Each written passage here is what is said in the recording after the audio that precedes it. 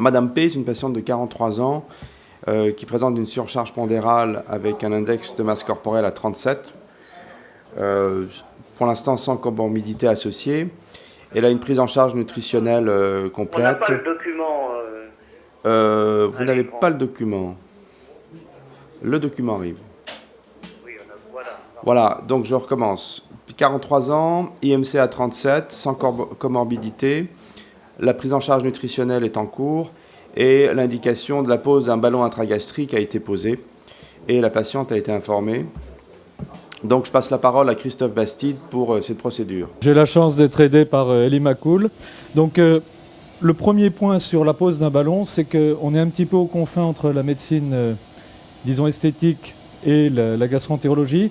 Ça explique d'ailleurs que les tutelles ne le prennent pas en charge en arguant du fait qu'il y a une connotation entre guillemets sur le esthétique.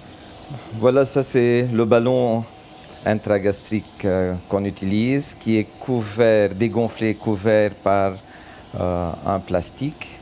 En principe, on introduit ce ballon à l'intérieur donc de l'estomac, et puis donc on le gonfle à l'intérieur de l'estomac et on le largue. On a tendance à mettre 500 à 600 millilitres à l'intérieur donc de l'estomac, et ça va diminuer le volume de l'estomac et fort probablement la quantité donc des aliments qui est ingérée. Alors le premier temps de la pose d'un ballon, c'est toujours une fibroscopie simple. Il y a plusieurs raisons à ça. La première raison, c'est que c'est quand même des patients qui ont un rapport avec l'alimentation qui est particulier, donc c'est important de toujours s'assurer que le patient est bien à jeun. De plus, on va aspirer le lac muqueux s'il y en a au niveau de l'estomac, parce que normalement le patient n'est pas intubé, ici il l'est, et donc c'est important qu'il n'y ait pas de régurgitation lors de la pause. Et effectivement, on va aspirer tout ce petit liquide pour éviter qu'il y ait une régurgitation.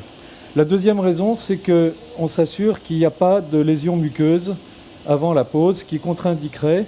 La troisième raison, il faudrait une pince à biopsie s'il vous plaît, c'est qu'à mon sens, c'est impératif de faire une biopsie pour recherche d'Helicobacter pylori parce qu'il va y avoir un corps étranger intragastrique qui va être laissé en place pendant une durée maximale de 6 mois. Et ça veut dire qu'il peut y avoir un contact qui génère des ulcérations. D'ailleurs, il me semble que M. Sahel, s'il est présent dans l'auditoire, a été expert pour une perforation sur ulcère gastrique sur la pose d'un ballon. Et donc, c'est important de protéger le patient et d'éradiquer l'Helicobacter s'il est présent. Vous allez me donner la pince. Est-ce qu'il y a une contre-indication en cas d'hernie hiatale, Christophe? Alors, la hernie hiatale, elle est extrêmement fréquente, bien entendu, en cas de surpoids ou d'obésité. Et donc, je dirais presque qu'elle est habituelle. Mais ce qui importe, c'est de s'assurer qu'il n'y ait pas d'ulcération. D'ailleurs, il y a toute micro-ulcération au niveau de l'antre. Alors, je réalise systématiquement une biopsie gastrique, s'il vous plaît. Ouvrez la pince, fermez. Et on a la surprise, une fois de temps en temps, d'avoir un hélicobacter qu'on va éradiquer. Le liquide, le lac muqueux est aspiré. Pour revenir au problème du ballon, il y a des ballons à air et des ballons à eau. Oui. Alors il y a maintenant 4 ballons. Est-ce que tu peux faire quelques commentaires sur ce point et pourquoi tu choisis l'un plutôt que l'autre et quels sont les avantages et les inconvénients? Très bien. Alors là, on a choisi un ballon Allergan qui est rempli au liquide. Mon impression, c'est qu'il est un petit peu moins bien supporté. Excusez-moi, Madame Fauconnier. Mais c'est quand même celui que je mets tout le temps parce que je pense qu'il est plus efficace dans la durée. C'est-à-dire que si on comparait un ballon à air qui est moins lourd, parce que là on va mettre 500 millilitres, ça fait quand même un ballon qui va mesurer 10 cm de diamètre. Donc là je lubrifie encore un petit peu.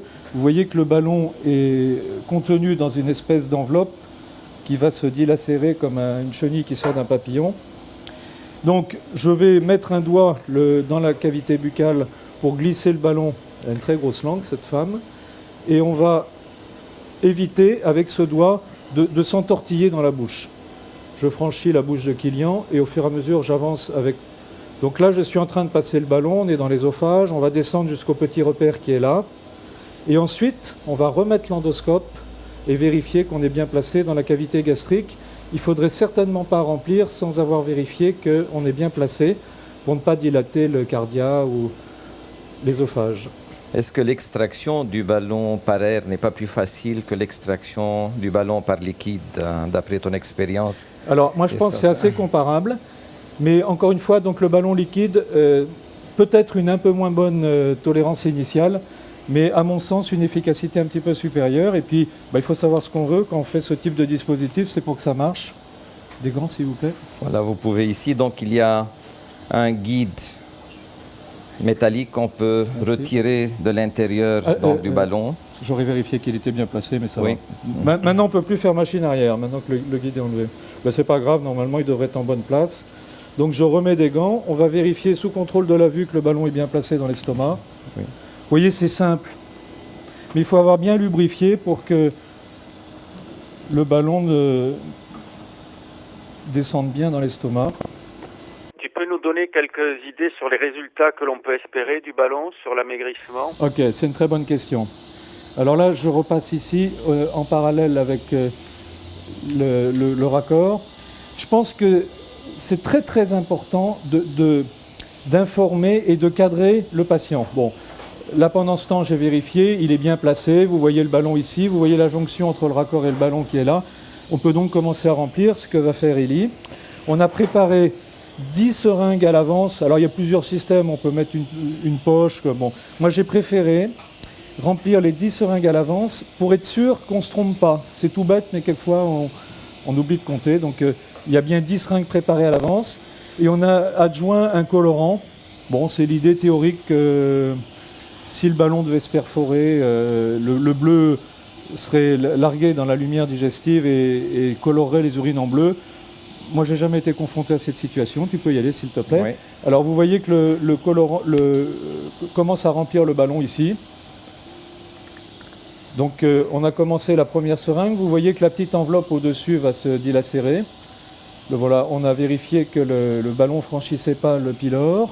On est bien placé dans l'estomac. Christophe, ça On serait remplit progressivement. intéressant de donner quel est le BMI, quelle est l'indication réelle du ballon. Voilà. Parce Donc je vais que répondre à la ça question de change, Jean Escourou. Alors d'abord les indications, c'est que l'AMM, l'autorisation de ce ballon, c'était initialement entre 28, c'était conseillé entre 28 et 35. Bon, Allergan a sorti un ballon qui s'appelle maintenant Orbera, où l'indication c'est 27 à 35. Ça veut dire qu'on commence à élargir vers les gens qui sont en surpoids, en rappelant que le surpoids c'est entre 25 et 30. L'obésité au-delà de 30. Donc entre 27 et 30, on a pas mal de patients, le ballon se remplit, vous regardez sur l'image. Donc entre 27 et 30, des gens qui sont en surpoids, qui ne sont pas obèses. Et donc il faut être particulièrement vigilant avec ces patients-là, à bien les informer et que tout se passe bien, parce qu'on est quand même dans des indications qui sont un petit peu, je dirais un petit peu à la limite du pertinent.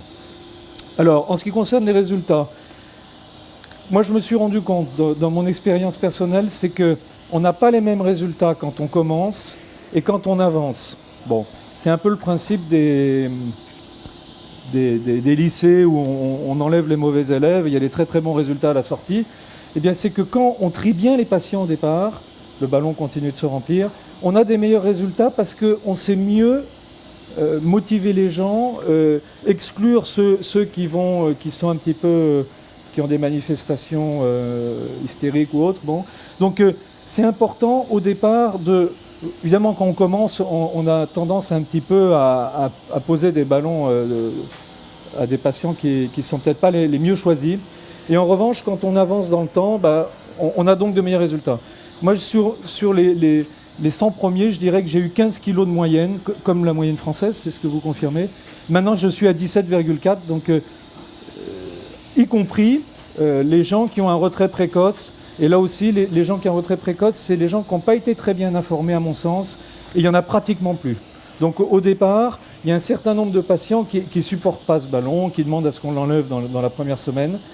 Et quand les gens ont bien été informés, je trouve que ça n'arrive plus, cette situation-là. Bon, vous voyez que le ballon se remplit bien, on est dans l'antre.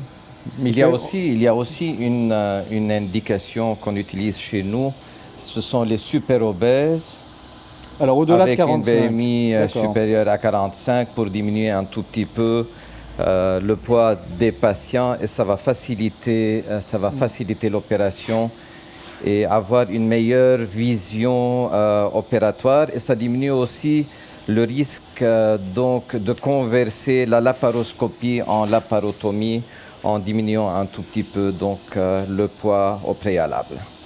Voilà, on a déjà mis 600 millilitres. Ah non, 500. 500 millilitres donc à l'intérieur du ballon. Bon. Alors maintenant, on va le désaccoupler, ce qui est particulièrement facile. On va appliquer l'endoscope à proximité de la valve et Élie va tirer, le désaccoupler d'un coup sec. Ce qui est fait, voilà. Donc il n'y a pas de fuite, le ballon vient d'être largué. Il y a des petites bulles d'air, c'est normal, hein, ça c'est toujours comme ça. Et puis, voilà, bon, ok, je pense on va vider l'air et les petites sécrétions pour le confort de la patiente après.